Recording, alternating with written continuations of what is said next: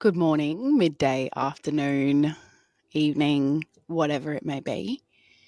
I think I said midday and afternoon, which is essentially really the same thing. But if you're listening at 12 o'clock exactly, hello. If you're listening at any other time, hello. Um, I'm a little bit behind on my visuals on everything on all fronts. So let's hope that by the time this episode comes out, I'm completely back ahead. I have had so much research to do that I almost feel like I need time off just to research. But this is the consequence of my own actions, and I love a challenge. So there's been a lot of late nights. As you can see, I probably look really tired. I have, or even sound tired if you're listening, because I am. So we're going to rope in. Jesus Christ, we're already starting. I'm going to take a second to compose myself. So if you've listened before, welcome back to Chaotic Crime. If you haven't listened, welcome to Chaotic Crime. So I normally jibber jabber for quite a while, but we're not going to do that today because I know you guys probably are desperate to hear about the case, right? What are we talking about today? So let's roll on into it. So again, just to recap, for July, we're covering Double Lives and Deceptions. We've covered Belle Gibson, we've covered Nexium, the cult, and today we're going to be covering Marybeth Tinning. Now, Marybeth is not our victim. She is the person that our story centers around, and we'll get more into it later, but I just want to specify that she is not the victim. So this case, if I'm going to be completely honest, which I always am, it's a really unsettling story. And it involves children, so here's the trigger warning on that. If you feel like this case is going to upset you, please skip today's episode and come back for another episode. Make sure you take care of yourselves. So this story isn't some strange, mysterious disappearance. It's a horror that happened inside a family home, and it happened again and again and again. So this is the story of Marybeth Tinning, a woman who played the grieving mother 9 times. Okay, so before we go forward, we're going to go back. And by back, I mean let's go back before the funerals, before the headlines, before anyone knew who Marybeth was. So Marybeth Rowe was her maiden name, and she was born in September of 1942 in the small rural town of Duanesburg, New York. Now, this is located just outside of Schenectady. I'm not familiar with this area at all. So when I was researching, I've even had to translate how to say the word like 4 times because it just doesn't look right. Like when you look at it, I'm going to put it on the screen in the visuals, but it's a strange one. Now, Marybeth was raised inside what many would describe as a cold, controlling, and emotionally deprived household. Her father, Alton Lewis Rowe, was a stern disciplinary. Formerly in the military, he ran the household with a very tight authority. People say he wasn't cruel, he was just extremely distant. Now, her mother, Ruth, was quiet and passive, the kind of woman who never stood up to her husband and never comforted her daughter. So overall, the home really wasn't violent necessarily, but it wasn't a warm place to grow up. Marybeth was an only child, and she was extremely alone and isolated. So in school, she was described as average, socially awkward, and a little bit off. It appears as though she made up stories, and they kind of seem like little lies, saying things like she had a boyfriend when she didn't, or telling people she was sick to get out of gym, that sort of similar attention-seeking stuff that I think all of us are either guilty of or have seen a lot in school. We've all, I think, been in that era of life, so I don't want to necessarily say that made Marybeth who she ended up becoming. So as I say that, it is important to clock this early because as we're going to track Marybeth's story, you're going to see these little white lies become much darker as time goes on. So eventually, when Marybeth left school, she eventually went on to train as a nurse assistant, but she wasn't really known to be particularly skilled. Now, she wasn't described as cruel, but her co-workers did state her to be cold. So by 1965, she had met Joseph Tinning and ended up marrying him. Now, he worked as a General Electric. He was a steady and quiet man. He wasn't a bad man, but he was passive, disconnected, and emotionally avoidant. He kind of just went along with things and didn't appear to question much, didn't push Marybeth. And in 1967, they went on to have their first child. And this appears to be the beginning of it all. Okay, so before we go forward and we get into Marybeth's crimes, I want to slow things down for a second because before I walk you through each child's death, because there are 9 children involved in this case, a little bit of a bomb dropper there. I think before we do that, it's important that we understand what Marybeth's life looked like when she became a mother. What sort of mother was she and what sort of mental state might she have been in and what did the world see? What didn't it see? So after getting married, Marybeth and Joe moved into a modest home in Schenectady. There that word is again. And Marybeth essentially went on to work in a local school cafeteria for a while. She was sort of seen as strange and people said she was distant towards the kids at work. And quite often she appeared to share details about her own children's health that felt exaggerated. She was telling friends that her kids were always sick, that she was always worried, and that motherhood was just truly exhausting, but that she was essentially doing her best. And that was something she would say a lot, I'm doing my best. But the thing is that nobody ever reportedly saw any of the kids sick. So before we get into the names and the years, it's important to know that this didn't happen in a vacuum. This happened while Marybeth smiled and cooked meals and went to church and talked to her neighbours and thanked people for their sympathy. It happened while the world saw a grieving mother. But behind the mask, something darker was happening. Okay, so I'm going to speed up a bit and sort of just take you to a timeline of the loss of each of the children. Before I do that, I will specify that Marybeth and Joe went on to have 9 kids in total. I'm going to take you through each of the children's, the year they were born, the year they died, and their cause of death, if we could specify. I'll also say now that each order in which I say them is the order in which they were born as well, but I am going to say the year that they were born. So Jennifer was Marybeth's first biological child. She was born in August of 1972 and she died just 8 days later. So Marybeth did take her to the emergency room and the doctors determined that she had meningitis. Now this was the only death considered natural and not connected to foul play.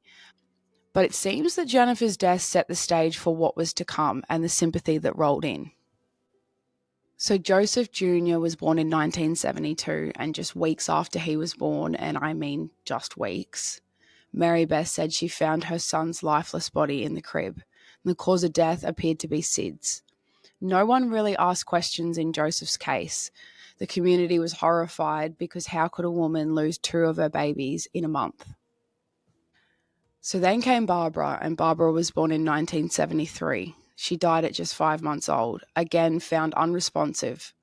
No autopsy was ever done in Barbara's case and no cause of death was ever determined. And at this point, the community was starting to whisper that the Tinnings were actually cursed, that something generic must have been going on with them because how could someone lose 3 children? So the next child after this was Timothy, and he was born in 1974. Only 2 weeks old, Marybeth brought him to the hospital claiming that he had stopped breathing. Declared dead on arrival, and again, there was no solid cause of death. Child number 5 was Nathan, who was born in 1975. He was only 4 months old. Marybeth had told the doctors that it appeared as though Nathan had had a seizure. There was no record of him ever having any neurological conditions, but still there was another funeral and another baby. Mary was born in 1978 and her case is a little bit different, and this one particularly haunts me. Because Mary actually had a seizure, stopped breathing, and was able to actually be resuscitated by the doctors. Everyone thought she'd actually pulled through, but then weeks later, Marybeth had called 911, and this time, unfortunately, Mary couldn't be saved. So Jonathan was baby number 7, and he came in 1979, just a year after Mary. At 4 months old, Jonathan was found blue in his crib. And at this point, it is becoming to be a bit of a script at this point, because it appears that Marybeth is claiming that the children were fine, but then they're not fine the moment that they're alone with her. Like, of course, it's not Marybeth saying that, that's me saying that, but that's just me. So then Michael was child number 8, and he came in 1981. So this is where it gets a little bit chilling. I mean, if it can get any more chilling. But Michael wasn't her biological child. He was actually adopted. And he died under her care as well. He was 2.5 years old, and there was no SIDS and no generic link. But still, it was the same story and the same ending as all the other children. Okay, so if we're not suspicious now, I don't think we're paying fucking attention, right? But anyway, let's just finish it off with child number 9, who was Tammy Lynn, and she was born in 1985. Now, this was the last child that Marybeth had. 4 months old, and at this point, the doctors did ask questions. Nurses, neighbours, and even friends, because no one possibly has this much bad luck. Nobody has that much bad luck or that much of the same incident again and again and again. Okay, so this case is already pretty hard to swallow, but here's where it gets even more hard to swallow. Okay, so let's set a little bit of a scene here. It's the late 60s through to the mid 80s in Schenectady, New York. It's our word again, guys. Now, we're talking small town, tight-knit, where people know each other's business and where tragedy doesn't go unnoticed. It gets remembered. And this woman, Marybeth Tinning, she's the center of the circle. Quiet, awkward, not super warm, but always present. Now, like I said, Marybeth was working at the local school cafeteria, and her husband, Joe, was a General Electric. They were, to the public's eyes, just a classic working class family.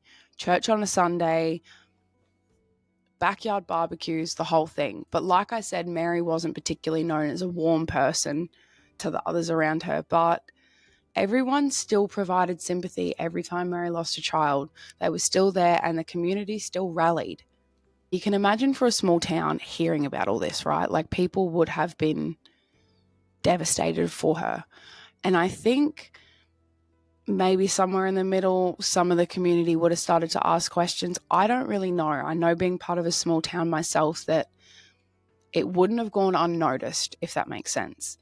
And even if people did have questions, they wouldn't have particularly gone and found a way to ask them, if that makes sense. So you can kind of imagine that the same woman, the same family, holding another funeral and another funeral, 9 tiny caskets and 9 sets of eulogies, 9 times of standing over a grave. So essentially, instead of suspicion, the town did start spinning stories to make it make sense in their minds, I think. So people said things like, maybe it's a generic thing, maybe the family's cursed. God only gives the toughest battles to the strongest mothers. And essentially, Marybeth did lean into this, and she lived in this. She thrived in this, and she waited for people to tell her how strong she was. Now, her demeanor, I want to paint a bit of a picture about that. She did cry at every funeral. She clutched onto the baby's baskets. She wore grief like a goddamn badge. And being a griever myself, I know grief all too well and have known it for quite a long time. I understand the wearing it as your badge. You can certainly flip the script on grief and use it in your power, right? make something good out of the darkest points in your life. But I think for Marybeth, it was the sympathy in which she thrived in. That's why she kept offending again and again. Now, while people did describe her as stone-faced at times, they chalked it up to trauma, and they said she essentially looked exhausted and broken, and maybe she was, but not for any reason that anybody actually thought. So like I said, the town rallied for her, and they rallied hard. Meals were delivered, baby showers were thrown after new pregnancy announcements, letters of sympathy were sent after losses. And I don't mean just from the locals, I mean from people all across the state who had heard about her tragedies. And they wanted to support this cursed mother because she was living every mother's worst nightmare. And I think, to be fair, a big part of the reason why people didn't question it was because she kept having kids. Like, Marybeth just kept having children. And people probably thought, would a woman who lost 1, 2, 3 babies keep having more and then just lose them again? It didn't really make sense for her to be murdering them off. And I also think people can't step into that mindset, and I don't blame them. So here's where I want to talk about something a little bit deeper. Attention. There were so many reports from friends and co-workers over the years that Marybeth was different after each funeral, that she liked the spotlight, and that essentially she enjoyed the special treatment that she was getting. And people started to feel weird about how she spoke about the deaths. So one co-worker actually came forward and told a reporter later that after her last baby died, she came to work like nothing had happened. And I remember thinking, that's not normal. Another friend had said that she liked the sympathy, and you could tell. There was something off about how she smiled when people asked how she was doing. So was it grief? Was it gratification? Was it tragedy? Or was it a performance? I think there are already some of the unanswered questions that we're going to end up at the end of this episode. Okay, so we're going to deep breathe because this part makes me fucking rage, like bad. So let's talk about what should have happened and then what actually happened. Now, also, when I say what should have happened, I want to specify that some of this is my opinion as well. Well, most of it is my opinion. So if you have a different opinion, that's fine. But it is our God-given right to have opinions, and to have opinions based on how much research we've done on a case. This is my research. This is what I've found. If you would like to provide me with something else, that's great. I'm more than ears on that. But this is my opinion and what I've been able to formulate. So I just want to specify on that. People seem to get a little bit shitty sometimes, and I'm sorry. Okay, so I'm going to compose myself and deep breathe now, and we're going to get into it because it's not a time for laughing. So the first child, Jennifer, dies in 1972 from meningitis, which was fair, and it was a medical tragedy. So then weeks later, Joseph Jr. dies in his crib, and they called it SIDS. Again, not unheard of. But then we reached the third child, then the fourth, and then the fifth, and then you'd think anybody would pause, especially people within the medical scene, and go, wait, this can't be normal. So essentially, this is what I think is, this didn't happen because the medical system didn't have a protocol back then for investigating multiple children's deaths within the same family. So autopsies weren't really required at this point in children's deaths, and SIDS was still a developing concept. And the default assumption was that mothers are victims and they're not suspects. So each time after a child died, the cause of death was listed as natural causes, SIDS, or unknown. Even when Mary was resuscitated from her seizure and then mysteriously died again just weeks later, there was still no red flags. Now, I will just state my opinion. I know it's a different time, but 9 kids, like, knowing what we know now, like, it's not just tragic. It in your mind feels statistically impossible. And I get that there are probably a rare few people out there that have been unlucky enough to experience this, and it has been tragedies. But Marybeth is the cause and the reason why people probably go to, how can this be happening?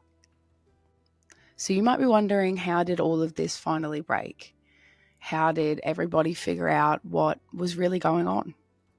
So let me introduce you to the real heroes of this story. 2 detectives and a medical examiner who had had enough. So after Tammy Lynn's death in 1985, which was the 9th child, a new doctor at the Bellevue Hospital looked up the case and said that this doesn't add up and we need to investigate. Ding, ding, ding. Thank you. So the case was at this point referred to the Schenectady Police Department, who, by the way, were also like, how the hell did we miss this? So they pulled the records and they tracked every death. And I mean, they sat there for hours, for days. They built a timeline, and for the first time, someone put the whole puzzle piece together. So at this point, they had discovered that every child had died alone while in the care of only Marybeth. Each death spanned across 3 different homes, and there was no genetic link, no environmental factor. And Michael, remember him, our adopted child, there was no biological connection at all. So any call for it being generic in any case has completely been taken.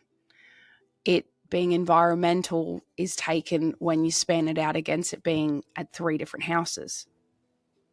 So essentially, that was the final piece. If it had been generic, Michael wouldn't have died, but he did under Marybeth's care at just 2 years old. Now let's talk about the forensic breakthrough in this case, because after Tammy's death, a forensic pathologist did a full autopsy.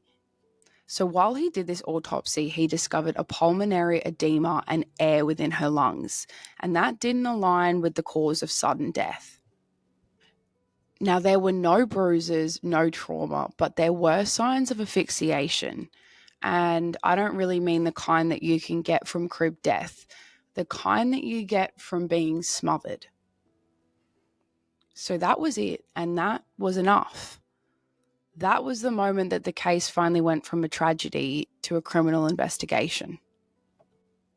Now, I just want to pause for a second and explain what a pulmonary edema is. So essentially, that is a condition where fluid accumulates within the lungs and it makes it extremely difficult to breathe. So right now, we have a crack, a pretty massive crack in the case. But let's talk about what cracked this entire thing wide the fuck open. So after the death of Tammy Lynn in 1985, which was Marybeth's 9th child, the authorities finally started to piece together what was happening and what many people had ignored. So then the new doctor came on the scene, and essentially he hadn't been involved in the family at all until Tammy Lynn's death. Now, he straight up said, this is not a medical issue, this is just suspicious. And to be honest, it was about damn time. So with all the pressure building, and after the police built together a timeline and sort of sat there and were like, why did we miss this? They actually brought Marybeth in for questioning. Now, they didn't just bring her in once, they brought her in over and over. Now, at first, she gave up nothing. She just gave the same rehearsed, passive, blank-faced routine that she had used for years. But eventually, after hours of interviews, police began to notice the cracking.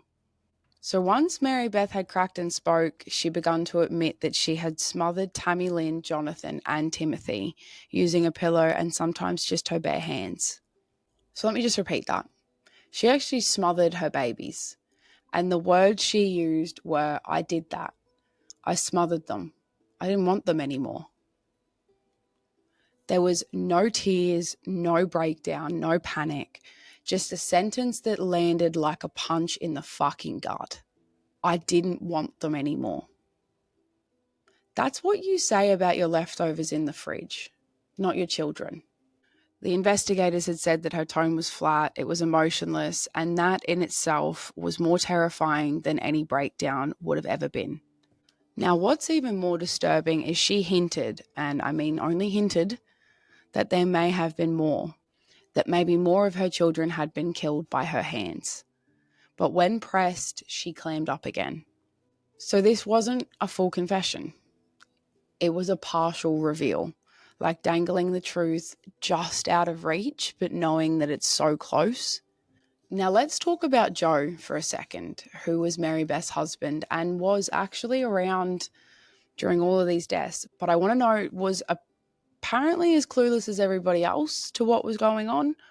And he essentially ended up staying by Marybeth's side through everything.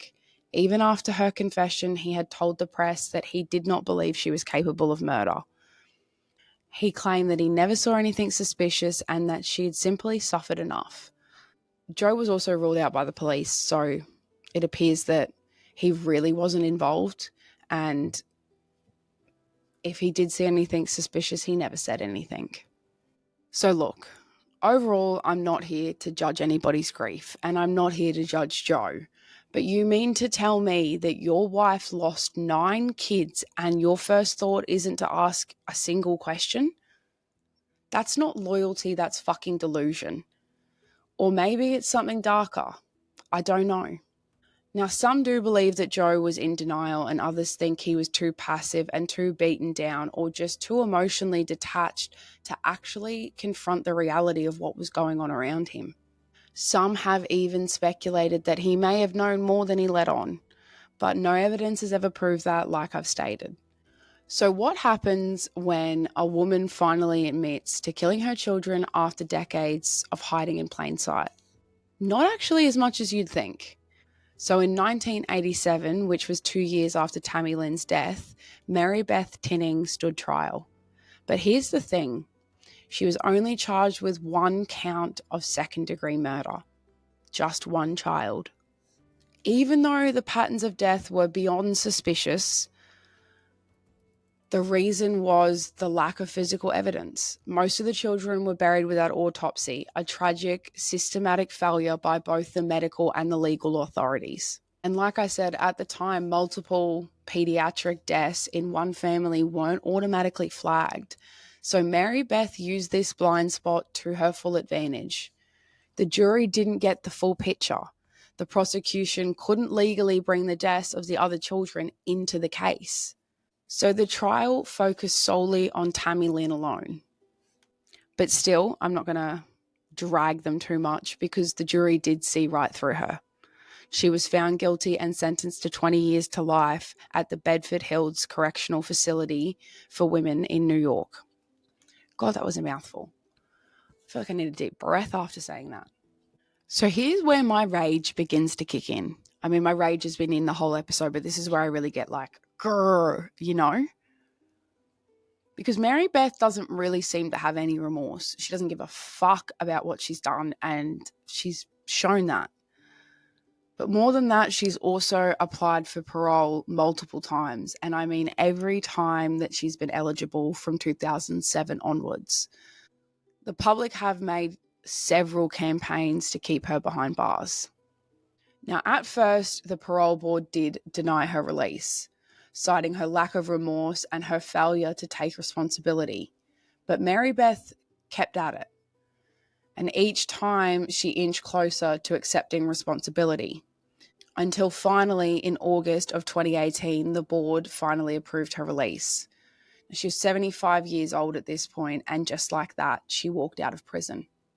After 31 years behind bars, Marybeth Tinning, the woman who killed all 9 of her children, allegedly, who wore the mask of grief for over a decade, was free.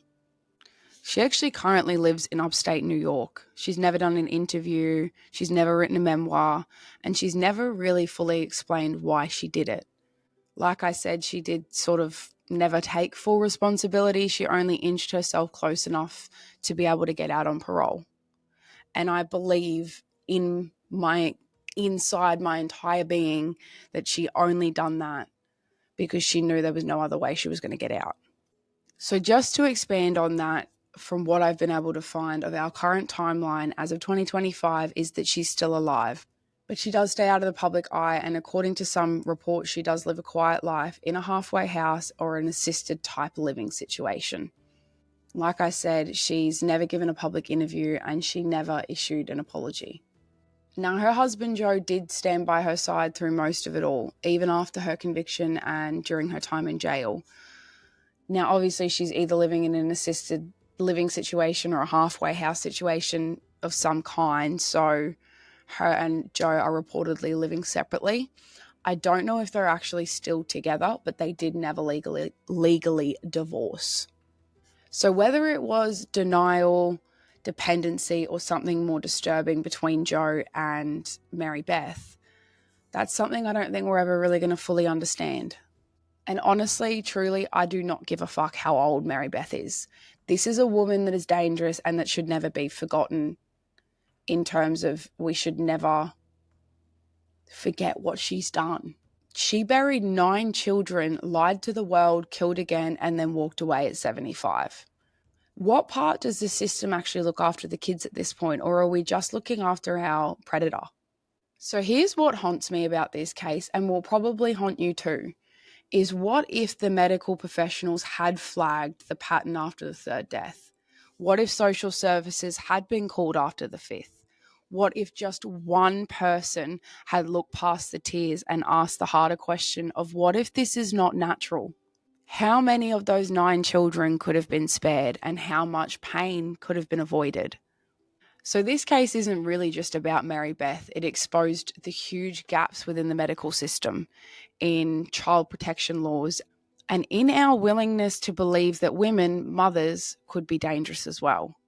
It shined a light on how society clings to the image of a grieving mother and struggles to see past the stereotype.